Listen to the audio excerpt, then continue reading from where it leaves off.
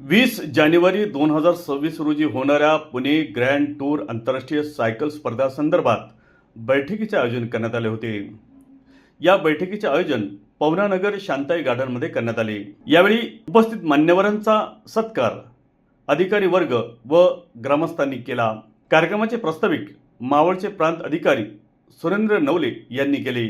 कार्यक्रमाला प्रमुख पाहुणे म्हणून पुणे जिल्हाधिकारी जितेंद्र दुड्डी, पोलीस अधीक्षक संदीप सिंग गिल, अप्पर अधीक्षक रमेश चोपडे, उपविभागीय अधिकारी सुरेंद्र नवले, कुलदीप प्रधान गटविकास अधिकारी, त्याचप्रमाणे तहसीलदार विक्रम देशमुख, निवासी नायब तहसीलदार गणेश तळेकर, मंडल अधिकारी काले सचिन कोकाटे, मंडल अधिकारी शिवाजी जाधव, ग्राम महसूल अधिकारी दत्तात्रय अरगडे आदी जण उपस्थित होते.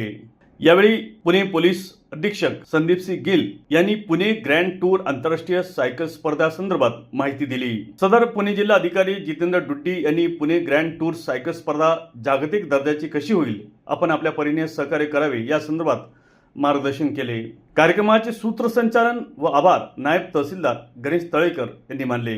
यावेळी मावळ परिसरातील व मुळशी विभागातील कर्मचारी वर्ग, अधिकारी वर्ग, पोलीस पाटील, सरपंच, सदस्य, कार्यकर्ते, पदाधिकारी, शाळेतील विद्यार्थी मोठ्या संख्येने उपस्थित होते.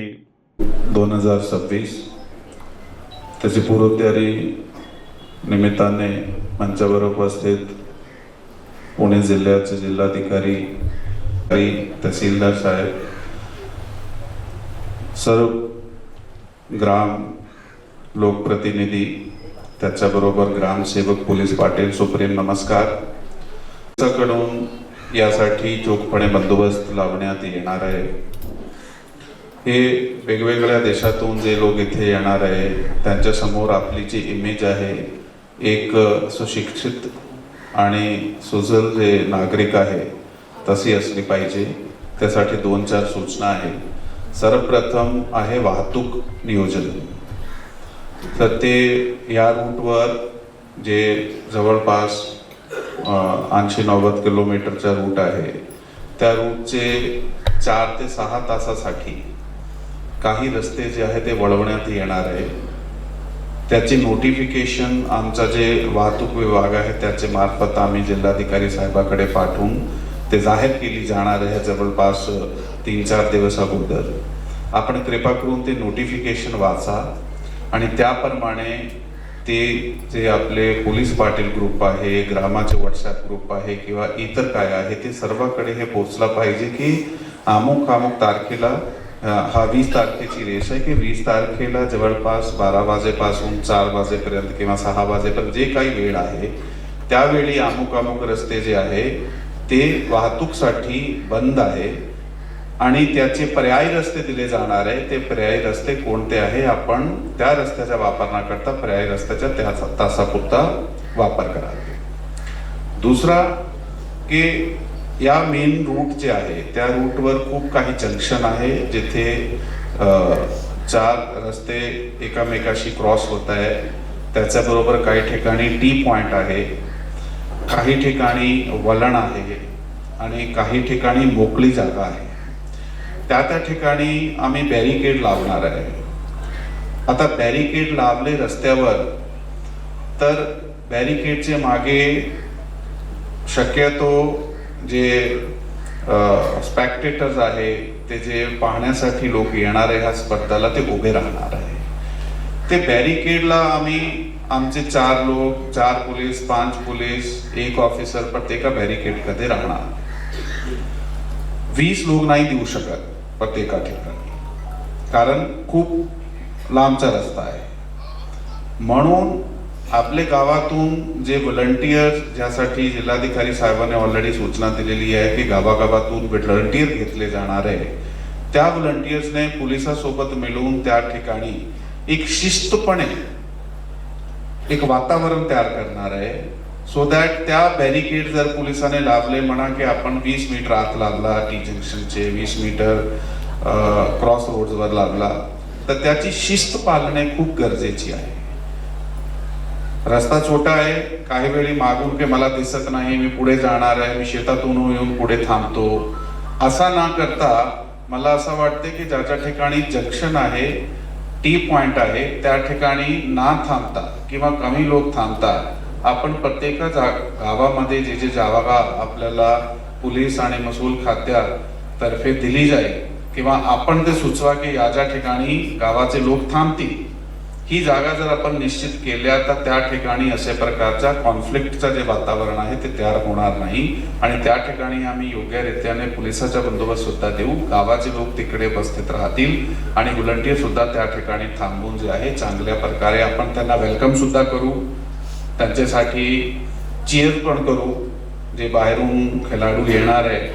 तर ही त्यावेळी काय होतं की एका वेळी वेगवेगळ्या ठिकाणी थांबण्यापेक्षा असं आपण नियोजन ते मी संबंधित अधिकारी यांना सांगतो आपल्याशी चर्चा करून ते गावी ठरवले पाहिजे.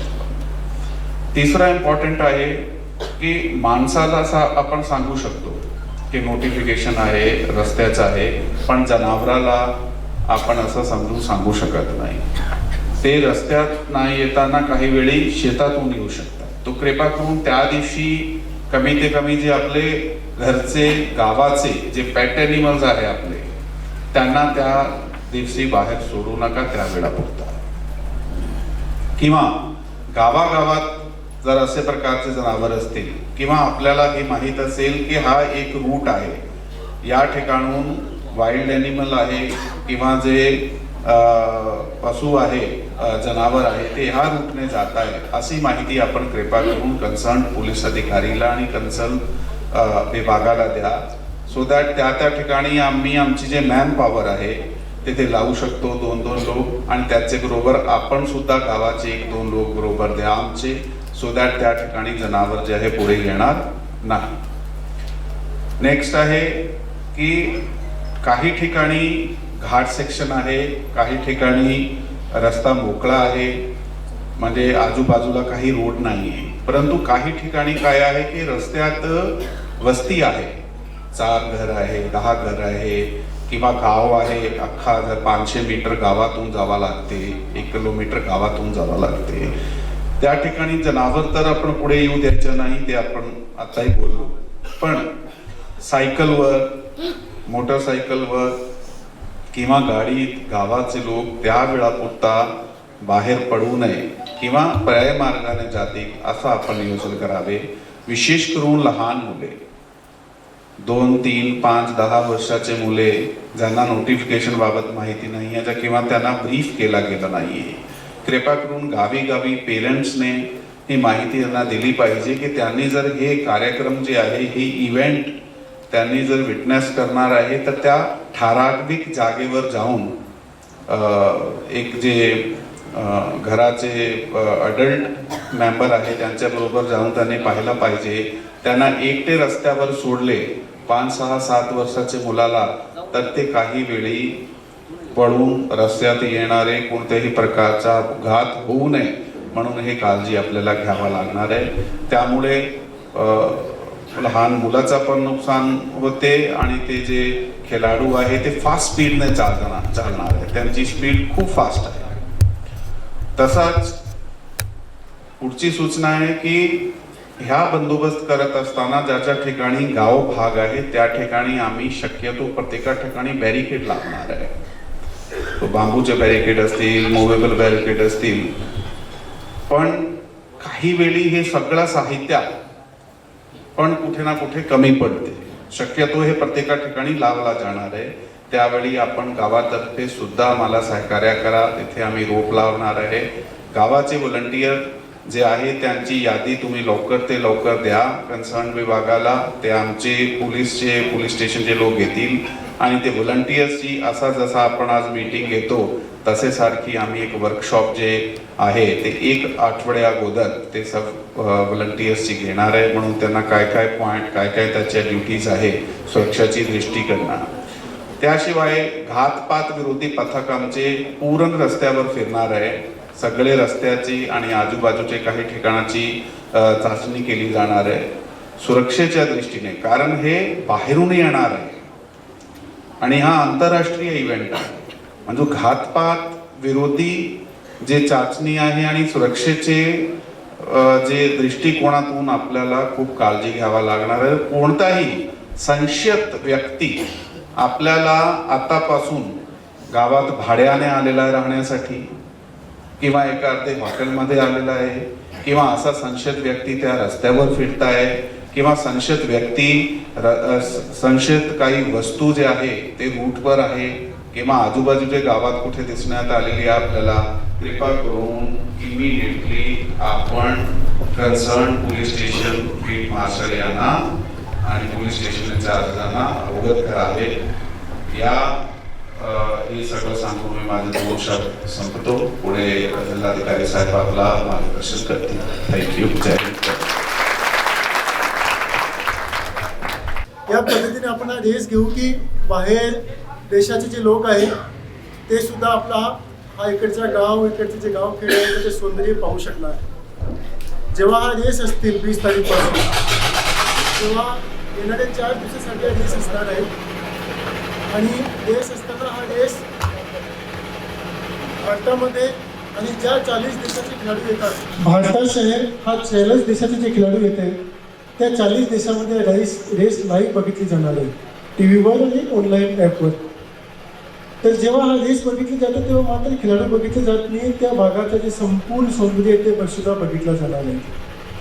आणि म्हणून येणाऱ्या वर्षामध्ये जी पर्यटनाची संख्या आहे, पर्यटकांची संख्या आहे, त्याच्यामध्ये मोठी वाढ असू शकणार. तर हा उद्देश घेऊन आपण हा सायकल रेसचं नियोजन केला होता.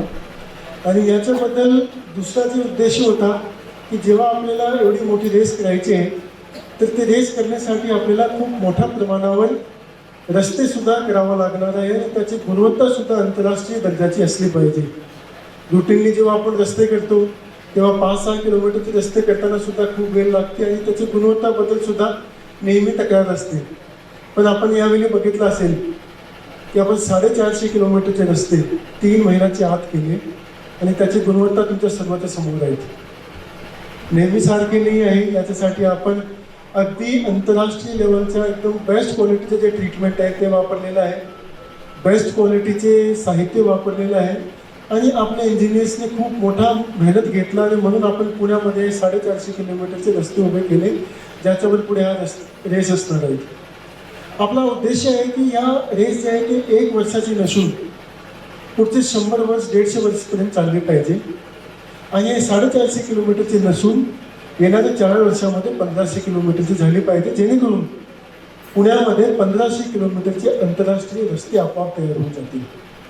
आणि 1500 किलोमीटरचे रस्ते आंतरराष्ट्रीय दर्जाचे तयार होऊन जातील तर जे पर्यटक आहेत ते आपोआप आपल्या गाव खेड्यापर्यंत पोहोचून जातील आणि त्याच्यामुळे आपल्या गावामध्ये, आपल्या खेड्यामध्ये आपोआप जे व्यवसाय आहेत ते आपोआप तयार होऊन जातील. तर हा आणि म्हणून आपल्या गावाची जी तरुण पिढी आहे त्याने गाव सोडून शहरी भागामध्ये जाऊन तिथे कष्ट घेण्याची आवश्यकता नसणार.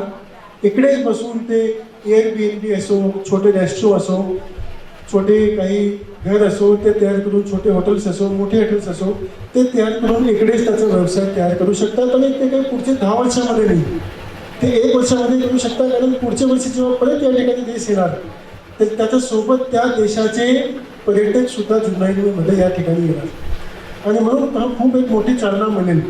तर हा उद्देश घेऊन आपण हा रेसचं नियोजन केलेलं आहे. मात्र हा रेसचा जे यश आहे त्याचा जे पहिला पाय आहे, पहिला जे पिढी आहे ते आपण यशस्वीप्रमाणे विक्रमी वेळमध्ये अचीव केला आहे. ती आहे की आपले रस्ते तयार झाले. आता हा रेसला यशस्वीप्रमाणे पुढे राबवण्यासाठी तुम्ही लोकांचा खूप महत्त्वाचा रोल असणार आहे. कारण काय की जेव्हा आपण रेस घेणार, जसं मी सांगितलं की संपूर्ण जगभरात हा रेस बघितली जाणार. तर जेव्हा रेस बघितली जाणार तेव्हा रस्त्याच्या बाजूची जी स्वच्छता आहे ते सुद्धा बघितली जाणार आहे. आता जेव्हा मी येत होतो तर बरेच ठिकाणी रस्त्याच्या बाजूला अस्वच्छता काही ठिकाणी होती, प्लास्टिक होता, बाकी गोष्टी होती. तर सर्वात पहिलं जे काम तुम्हाला येणाऱ्या 10-15 दिवसामध्ये करायचे आहे की गावाने एक मोठा स्वच्छता अभियान राबवावा आणि जे आपला सायकल रूट आहे त्याचे दोघेही बाजूला एकदम स्वच्छता झाली पाहिजे, जेणेकरून जेव्हा रेस ऑनलाईन बघितली जाणार, टी व्हीवर बघितली जाणार तेव्हा आपलं सौंदर्य जे आहे ते खूप नीटप्रमाणे सर्व बघतील. ते तुमच्या मेहनतीने पुढे आला पाहिजे. रेस करण्यासाठी जसं सांगितलं एस पी साहेबांनी सांगितलं आणि काही आपले जे आमदार मित्र आहेत त्याने हा प्रश्न विचारला तर त्या दोघांचं उत्तर असं आहे की आपण प्रत्येक गावामधून आपल्याला व्हॉलेंटियर्सची आवश्यकता आहे. हे व्हॉलेंटियर्स काय करतील, ते दोन काम करतील की एक रेस होण्याच्या आधी प्रत्येक गावामध्ये ग्रामपंचायतसोबत बैठक घेतील. हा रेसबद्दल जसं मी तुम्हाला माहिती देतोय तशी माहिती सर्व लोकांना देतील आणि त्या गावामध्ये स्वच्छता अभियान राबवतील. आणि ज्या दिवशी रेस असेल तर त्या दिवशी हा रेस बघायला कुठे आला पाहिजे, जे लोक आलेले आहेत त्यांना कशा पद्धतीने शिस्त पद्धतीने त्या ठिकाणी उभे असले पाहिजे. कोणी रोडवर येऊ नये, ते माणसं असो किंवा जनावर असो, यासाठी हा व्हॉलेंटियर्सने मदत करायची. व्हॉलेंटियर्सने आधी जर गावामध्ये जनजागृती केली आणि त्या व्हॉलेंटियर्स ते आपला मित्र आहे, बाकी लोक आहे, त्याने रस्त्यावर उभे राहून पोलीसची मदत केली तर हा रेस जे आहे ते आपण यशस्वीप्रमाणे पार पाडू शकतो. आणि हेच मदत जी आहे आता तुम्ही लोकांची आपल्याला आवश्यक आहे, शासनाला आवश्यक आहे आणि भारताला आवश्यक आहे. भारताला आवश्यक काय म्हणतो मी, कारण हा आंतरराष्ट्रीय खेळ आहे. जसा वर्ल्ड कप असतो ना क्रिकेटचा, तसा लेवलचा हा आंतरराष्ट्रीय खेळ आहे. आणि आंतरराष्ट्रीय खेळ हा पुणेमध्ये भारत राबवू शकतो, हा मेसेज आपल्याला संपूर्ण जगाला द्यायचे. आणि आम्ही जर सायकल रेस घेऊ शकतो तर आम्ही कुठलाही खेळ घेऊ शकतो, आम्ही ऑलिम्पिकसुद्धा घेऊ शकतो. हा मेसेज जे आहे ते संपूर्ण जगाला आपल्याला द्यायचे आहे. आणि हा रेस करण्यासाठी मात्र प्रशासन नाही, त्या भागाचे लोकसुद्धा मेहनत घेतात. हा मेसेज संपूर्ण जगामध्ये घेऊन जाण्यासाठी तुम्ही लोकांची आम्हाला आवश्यकता आहे, तुमच्या लोकांची आम्हाला मदतची आवश्यकता आहे. तर हे दोन मदत तुम्ही सर्व लोकांनी येणाऱ्या काळामध्ये केली आणि तुम्ही नक्की करणार तर हा रेस जे आहे ते आपण यशस्वीप्रमाणे राबवू शकतो. आणि याचा फायदा आपल्याला काय होतील की पुढच्या वर्षी जेव्हा आम्ही 400 किलोमीटरचा 800 किलोमीटर करू तर ज्या पद्धतीने शासनाने यावेळी 500 कोटी रुपये दिले तर ते त्या पद्धतीने अजून 500 कोटी रुपये द्यायला तयार होतील. आणि म्हणून आपले सर्व गाव, सर्व खेडे, सर्व जे आहे ते आंतरराष्ट्रीय गुणवत्ताचे जे रस्ते त्याच्याद्वारे जुटले जातील. तर यासाठी तुम्ही सर्व लोकांनी मदत करावा. याच्यामध्ये मुख्य जे काही सूचना आहे ते हा आहे की हा रेसची जी वेळ आहे ती आता आमची निश्चित झालेली आहे. 20 तारखेला रेस तुमच्या गावामधून निघणार आहे. हा रेसची सुरुवात 12:30 वाजता हिंजेवाडी परिसरापासून होणार आहे आणि जवळपास 2.5 ते 3 तासामध्ये हा रेस संपून जातील. याचा असा अर्थ आहे की एकदा 12:30 वाजता रेस चालू झाली तर लास्ट जे खेळाडू आहे ते 3:30 वाजतापर्यंत ते शेवटचा पॉईंट आहे Akola DDY Patil international institute आहे त्या ठिकाणी पर्यंत पोहोचेल. तर 3 तासामध्ये मॅक्सिमम म्हणजे आमचा अंदाज आहे की सव्वा 2 तासामध्ये संपून जातील. पण आम्ही तरी कन्झर्वेटिव्हला म्हणतो की 3 तासामध्ये हा रेस कम्प्लिटली संपून जातील. तर 12:30 वाजता जेव्हा रेस चालू होतील त्याबद्दलची माहिती सर्व लोकांनी द्यावा. त्या भागामध्ये जे शाळा आहे, बाकीचे इंडस्ट्रीज आहेत त्यांना आम्ही नोटिफिकेशन काढून सूचना देणारच आहोत. पण त्या दिवशी त्या वेळी किंवा त्या दिवशी पुढे आपल्या शाळा बंद ठेवा आणि आपले सर्व विद्यार्थ्यांना रेस बघायला पाठवा, जेणेकरून त्याच्यामध्ये सुद्धा एक कल निर्माण होतील की आपल्याला सायकलिंग केला पाहिजे आणि सायकलिंग आपण केला तर आंतरराष्ट्रीय खेळाडू म्हणून आपण तयार होऊ शकतो. जेव्हा क्रिकेटची सुरुवात झाली होती ते क्रिकेट अचानक नाही आलं, ते पहिल्यांदा वर्ल्ड कप जिंकले आणि मग एक संपूर्ण देशामध्ये एक लोकांमध्ये उत्सुकता निर्माण झाली आणि त्याने क्रिकेट खेळणे चालू केला. तर आपल्या जगात आपल्या भागापासून जेव्हा हे आंतरराष्ट्रीय खेळाडू जातील तर आपले समोर बसलेले जे विद्यार्थी आहेत, तरुण लोक आहेत, त्याच्यामध्ये सुद्धा एक उत्साह निर्माण होतील की आपल्याला सायकलिंग केला पाहिजे. आपण सायकलिंग केला पुढे गेलो तर आपण सुद्धा आंतरराष्ट्रीय खेळाडू होऊ शकतो आणि देशाचा प्रतिनिधित्व करू शकतो. आणि म्हणून आपल्या भागामध्ये जेवढे कॉलेजेस आहेत, जेवढे स्कूल आहे, हायस्कूल आहे, आपल्या NCC NSS चे कॅडेट्स आहे, काही या ठिकाणी पोलीस भरतीमध्ये पार्टिसिपेट करणारे काही विद्यार्थी आलेले आहेत. तर ह्या सर्व लोकांनी हा रेस जे आहे ते मुख्यतः बघायला आला पाहिजे, जेणेकरून त्याच्यामध्ये एक चांगला बदल घडू शकतो. आणि मोठ्या संख्येने आता आपण बघतोय की 4 व्हीलर असो, 2 व्हीलर असो, त्याची संख्या वाढलेली आहे आणि त्याच्यामुळे पर्यावरण काय पद्धतीने दुष्परिणाम होते तेही आपण पाहतोय. तर हळूहळू सायकलिंगचा एक कल्चर जर परत पुण्यामध्ये आला, जे आधी होता, आधी पुणे सायकलिंग सिटी म्हणून, सायकलिंग जिल्हा म्हणून याची ओळख होती, तर तो आपला परत आणायचे आहे. हे आपण आणण्यामध्ये सक्सेसफुल झालो, यशस्वी झालो तर ट्रॅफिकसारखी प्रॉब्लेम असो किंवा पर्यावरणाचे प्रॉब्लेम असो तेही सुद्धा आपण कंट्रोल करू शकतो. तर या पद्धतीने तुम्ही सर्व लोकांनी बैठका घ्यावा आता जसं आपण हा अशी बैठक घेतलेली आहे तशी प्रत्येक गावामध्ये बैठक घ्यावा. त्या बैठकीमध्ये गावाचे सर्व मुख्य लोक, पोलीस पाटील, कोतवाल, ग्रामपंचायतचे सर्व सदस्य, गावामध्ये काम करणारे जे पुढारी लोक आहे, शाळा आहे, शाळेचे सर्व शिक्षक, मुख्याध्यापक, हा सर्व लोकांना बोलवा आणि तुमच्या गावामध्ये जे जेव्हा रेस जातील तर त्याचं जे डायरेक्शन दिलेले आहे त्याचं नियोजन पत्राचं नियोजन करावं. जेव्हा रेस तुमच्या गावामध्ये येतील तर त्या रेसचं स्वागत करण्यासाठी तुम्ही काही सांस्कृतिक कार्यक्रम तुमच्या गावामध्ये ठेवा. रोडच्या बाजूला रोडवर करता येणार नाही पण रोडच्या बाजूला आपण करू शकतो. रोडवर मात्र काही फूल वगैरे काही तुम्ही टाकू नका, कारण जे सायकलिस्ट असणार आहे त्याचा मुख्य उद्देश असणार आहे सायकल जिंकणे, तर मध्ये कोणती गोष्टी आलेली पाहिजे तर तशा पद्धतीने तुम्ही स्वागत करावा. स्वागत करताना तुम्ही ढोल ताशे या सर्व गोष्टीचा वापर करू शकता, मात्र डीजेचा वापर टाळावा, कारण अगेन ते खिलाडू आहे त्यांना एकदम फोकस करून पुढे जायचे, तर ते डीजे वाजलं आणि बाकी गोष्टी असेल तर ते थोडेसे विचलित होऊ शकतात. तर अशा प्रकारच्या गोष्टी टाळून जे आपला संस्कृती आहे, जे आपण मागचे 1000 वर्षापासून करत आलेलो आहोत, त्याचा वापर करून जर आपण याच्या खिलाडूचं स्वागत केलं तर आपली संस्कृती सुद्धा टीव्हीच्या माध्यमातून संपूर्ण जगाच्या समोर जातील आणि महाराष्ट्रामध्ये काय चालते, मावळमध्ये काय चालते त्याच्याबद्दल सर्वांना माहिती मिळेल आणि आपली संस्कृती सुद्धा पुढे टिकेल.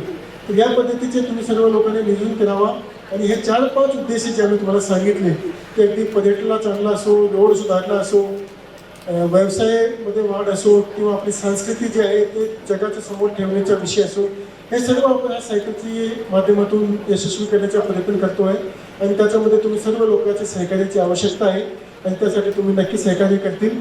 आणि आज या ठिकाणी तुम्ही सर्व लोक आले त्याबद्दल तुम्ही सर्व लोकांचा खूप खूप धन्यवाद.